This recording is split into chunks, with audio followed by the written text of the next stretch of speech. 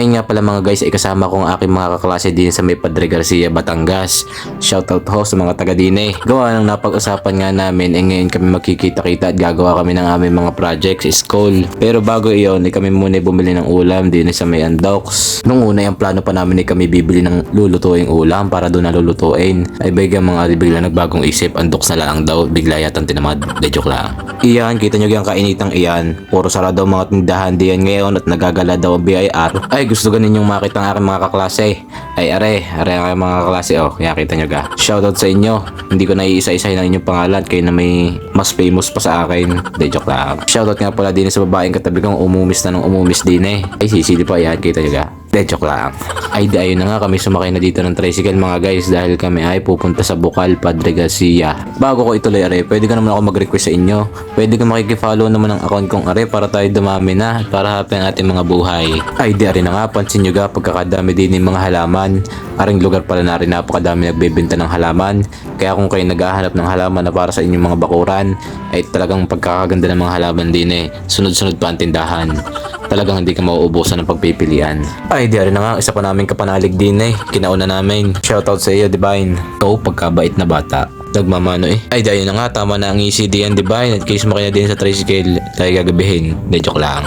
Ay, kita nyo naman ang kahit sura ng aming mga buhok. Kala mo yung mga binagyo eh. De joke lang. Ay, dahil na nga, after so many years, nakarating din kami sa Cebu. De joke lang. Din lang yan sa may Padre Garcia mga guys. Ay, di rin na nga, habang pinapalipad ko ang aking drone. De joke lang, naka 0.5 lang yan. Ay, di rin na nga, alam nyo ga, pagkarating namin din eh. Kami tinanong nung may-ari ng bahay, bakit daw kami bumili pa ng ulam. Tapos wala naman daw kami dalang kanin. Gawa ng siya daw ay nagpaluto na ng adobo, ba't daw kami nag-abala pa. Ay, di rin na nga, ang pinakamayaman sa amin. Kita nyo ga naman ang bihis na yan. Ay, kala mo lagi may-ari ng buong Padre Garcia eh. De joke lang. Ay, di rin na nga, may panulok na. Kanin na lamang ang kulang. Ang sabi namin schoolworks ang gagawin. Bag ako yung dalawa din ay nagtitiktok na. De joke lang. Ay di rin na nga dumating na pinakahihintay ko. Ay sa tunay bago nakakain ng mga are. Ay nakailang video muna ako sa mga pagkain are. At sabi ko huwag muna kukuha. Sensya na mga guys para naman to sa ikaunlad ng ating ekonomiya. De joke lang. Pero sa unay kung are mahihain muna tayo. Pauunahin muna natin silang sumandok. Tapos saka tayo magpapakampas lupa. De joke lang. Ay alam nyo ka mga sign na are. Are ang sign na kami tunay ng mga Pilipino. Kapag kakaunti na natitira ay pauyuhan na. At kung sino makakaubos, edi siya mukhang patay gutom. De joke lang. Ikaw, mga ganap na ganap eh, kala mo naman ng mga tunay na nagawa. De joke lang. Nagawa naman kami, kaso nga lang ay nauuna muna ang tawa.